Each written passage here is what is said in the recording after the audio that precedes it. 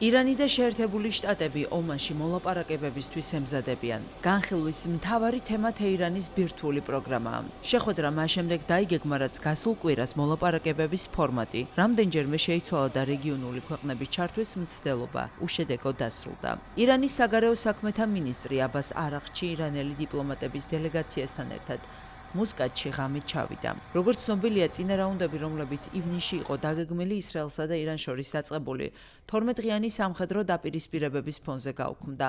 კონფლიქტის დროს შეერთებულმა შტატებმა ირანის ბირთვულ ობიექტებზე ავიაიერიშები მიიტანა, რამაც ვაშინგტონის შეფასებით მნიშვნელოვნად დააზიანა ურანის გამამდიდრებელი ინფრასტრუქტურა. ისრაელის თავდასხმება ასევე სერიოზულად დააზარალა ირანის საჰაერო თავდაცვის სისტემა და ბალისტიკური რაკეტების არსენალი. ამერიკის შეერთებული შტატების სახელმწიფო მდივანი მარკო რუბიო აცხადებს, რომ ირანის მმართველი სისტემა 1979 წლის ისლამური რევოლუციის შემდეგ ყველაზე სუსტ მდგომარეობაშია. გასულ თვეს ქვეყანაში გამართულმა მასშტაბურმა საპროტესტო გამოსვლებმა მათი თქმით უდიდესი პრობლემა შეუქმნა 86 წლის უზენაესი ლიდერის აიათოლა ალი ხამენეის ხელისუფლებას. უსაფრთხოების ძალებმა პროტესტს მკაცრი ძალის გამოყენებით უპასუხეს. სხვადასხვა წყაროს თანახმად დაღუპული ათასობით ადამიანი, 10,000-ობით კი დაკავებულია. ამასთანავე ამერიკის შეერთებული შტატების პრეზიდენტმა დონალდ ტრამპმა ირანის წინააღმდეგ ახალი სამხედრო მუქარის შესახებ ისაუბრა. რეგიონში უკვე განთავსებულია ამერიკული ავიამზიდი, სხვა სამხედრო ხომალდები და დამატებითი გამანადგურებლები, რომლებიც შეერთებულ შტატებს საჭიროების შემთხვევაში სამხედრო ოპერაციის დაწყების შესაძლებლობას აძლევს. თუმცა რამდენად შეცვლის ირანი პოლიტიკას ან დაასუსტებს ხელისუფლებას სამხედრო ზეწოლა, ამ ეტაპზე გაურკვეველია. დონალდ ტრამპს ირანთან პრობლემების დიპლომატიური გზით მოგვარება სურს, თუმცა დასცენს, რომ ვაშინგტონი მზად არის სხვა სცენარებისთვისაც.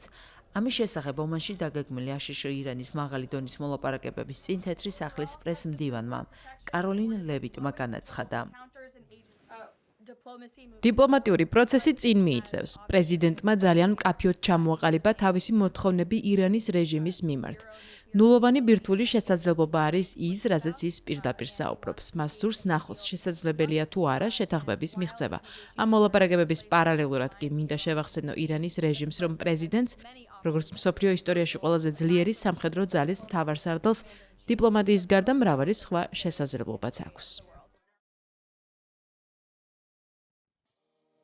ირანსა და შეერთებულ შტატებს შორის დიპლომატიურ დიალოგს გამოეხმაურა გერმანიის კანცლერი. დოჰაში ჟურნალისტებთან საუბრისას მერცმა თეირანს მოუწოდა შეწყვიტოს აგრესიული ქმედებები და შეასრულოს საერთაშორისო შეთანხმებებით ნაკისრი ვალდებულებები ბირთვული პროგრამის შეზღუდვის მიმართულებით. გერმანიის კანცლერმა ყურადღება გაამახვილა იმაზეც, რომ აუცილებელია რეგიონული ქვეყნების, მათ შორის კატარის, იორდანიისა და ისრაელის დაცვა შემდგომი სამხედრო მუქარისგან. მერცის განცხადებით ბერლინი მზად არის ირანზე ზეწოლა კიდევ უფრო გააძლიეროს თუ დიპლომატიური პროცესის შედეგს არ გამოიღებს.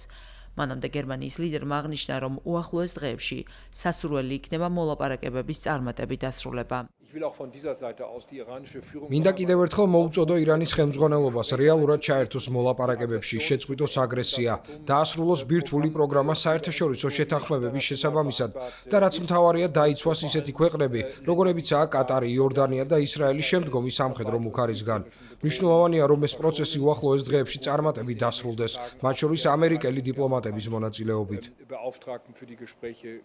გერმანიის კანცლერის თქმით, რეგიონში სამხედრო ესკალაციის საფრთხის გამო შეშფოთება იზრდება, რის გამოც დიპლომატიური ძალისხმევა უახლოეს საათებში გააქტიურდება, მათ შორის ამერიკის შეერთებული შტატების პრეზიდენტის წარმომადგენლების ჩართულობით.